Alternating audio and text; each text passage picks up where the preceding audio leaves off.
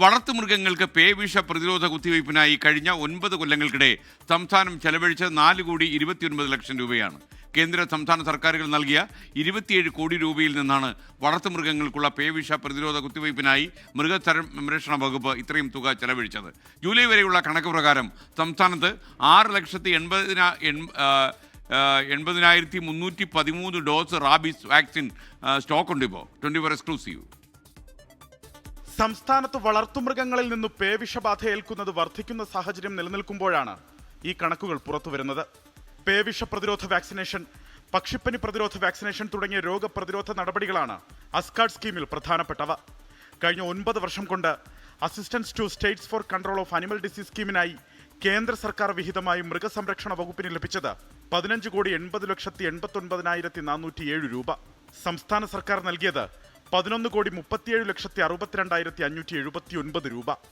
ആകെ 27 കോടി രൂപയിൽ വളർത്തുമൃഗങ്ങൾക്ക് സൗജന്യ പേവിഷ പ്രതിരോധ കുത്തിവയ്പ്പിനായി മൃഗസംരക്ഷണ വകുപ്പ് ചെലവഴിച്ചത് 4,29,12,118 രൂപ. ഇക്കാലയളവിൽ ബയോംഡ്, ബ്രില്യൻ ബയോഫാർമ, ഇന്ത്യൻ ഇമ്മ്യൂണോളജിക്കൽസ് എന്നീ കമ്പനികളിൽ നിന്നായി 42,24,533 ഡോസ് ആന്റി റാബിസ് വാക്സിൻ വാങ്ങിയിട്ടുണ്ട്.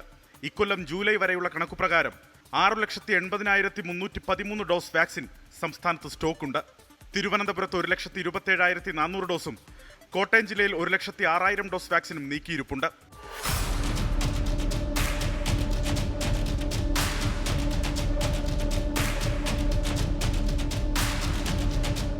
എത്രയോളം കോടി രൂപ മുടക്കി സംസ്ഥാന സർക്കാർ കേന്ദ്ര വിഹിതങ്ങളെല്ലാം ഉപയോഗിച്ചുകൊണ്ട് ഈ വളർത്തുമൃഗങ്ങൾക്കുള്ള റാബിസ് വാക്സിൻ നൽകിയിട്ടും ഇത് കൃത്യമായിട്ട് ജനങ്ങളിൽ എത്താത്തത് മൂലം അവർ വളർത്തുന്ന വളർത്തുമൃഗങ്ങളിലെ കടിയേറ്റ് പലർക്കും പേവിഷബാധ ഏൽക്കുന്നുണ്ട്.